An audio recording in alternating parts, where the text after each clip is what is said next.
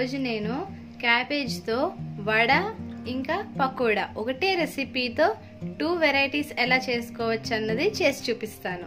దీనికోసం కావాల్సినవి ఒక మీడియం సైజ్ క్యాబేజ్ తురుముకున్నాను, 1 కప్ శనగపిండి, 1/2 కప్ బియ్యపిండి, ఒక పెద్ద ఉల్లిపాయ, 4 పచ్చిమిరపకాయలు, కొంచెం కరివేపాకు, కొత్తిమీర చాప్ చేసి పెట్టుకున్నాను, 1 స్పూన్ జీలకర్ర, చిటికెడు పసుపు, 1 స్పూన్ కారం, తగినంత ఉప్పు, 1/2 స్పూన్ ధనియాల పొడి, 1/2 స్పూన్ జీలకర్ర పొడి, 1/2 స్పూన్ చాట్ మసాలా, ఒక 4 స్పూన్లు శనగపప్పు నేను నానపెట్టుకున్నాను, ఒక 2 అవర్స్ నానపెట్టుకొని ఉంచుకున్న శనగపప్పు. ఇప్పుడు ఈ రెసిపీని ఎలా తయారు చేయాలో చూద్దాం. ఇప్పుడు నేను ఒక మీడియం క్యాబేజ్ తీసుకొని ఇలా తురుముకున్నాను. ఎలా తురుముకున్నానంటే మనకి ఇలా చిప్స్ తురుముకునేది ఉంటుంది కదా, ఇలాగ చిన్న ముక్క క్యాబేజ్ తీసుకొని ఇలా తురుముకుంటే మనకి చాలా ఫాస్ట్గా కటింగ్ అయిపోతుంది, ఇంకా చాలా సన్నగా కూడా మనకి కట్ అవుతుంది. మనం చాకుతో ఎంత సన్నగా కట్ చేసుకున్నా ఇంత సన్నగా కట్ అవ్వదు.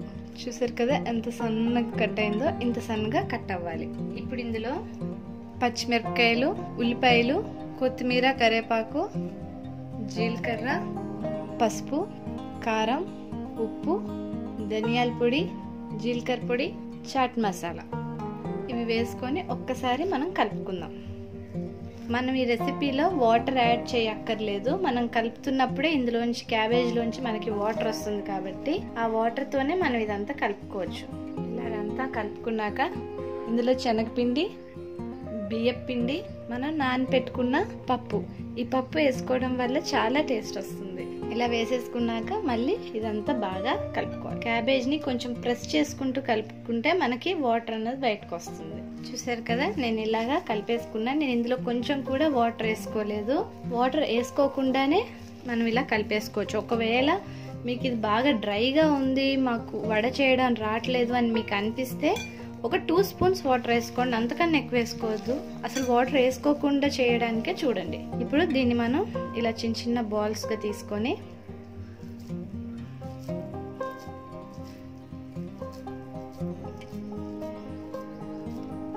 రౌండ్గా బాల్ చేసి ఇలా పెట్టి మనం ప్రెస్ చేసేసుకుంటే మనకి వడ షేప్ వచ్చేస్తుంది.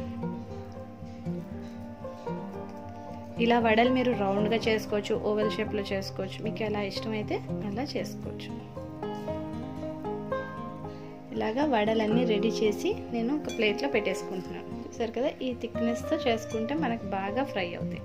చూసారు కదా ఇలాగ నేను వడ చేసేసుకున్నాను. ఇప్పుడు ఇలా నేను ఆయిల్ పెట్టుకొని మీడియం ఫ్లేమ్లో దాన్ని వేడి చేసేసుకున్నాను. ఇప్పుడు ఈ వడల్ని ఒక్కొక్కటిగా ఇందులో జాగ్రత్తగా మనం పెట్టుకోవాలి. వడలు వేసుకున్న వెంటనే మనం కదుపుకూడదు, ఒక 2-3 మినిట్స్ అలా వదిలేయాలి. ఇప్పుడు ఇలా 2 మినిట్స్ అయినాక నేను దీన్ని జాగ్రత్తగా తిప్పుతున్నాను.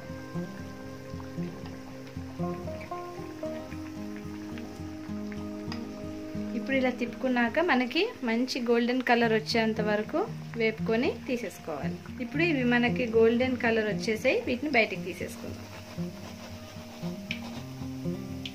ఈ ఐటెం మనకి ఎక్కువ ఆయిల్ కూడా పీల్చుకోదు. ఇప్పుడు ఇలా తీసేసుకున్న తర్వాత దీన్ని టిష్యూ పేపర్లోకి తీసేస్తాను. ఇప్పుడు ఇదే రెసిపీతో నేను పకోడీ కూడా వేసుకుంటున్నాను. ఇప్పుడు ఇదే పిండిని మనం పకోడీలా ఇలా వేసేసుకోవాలి.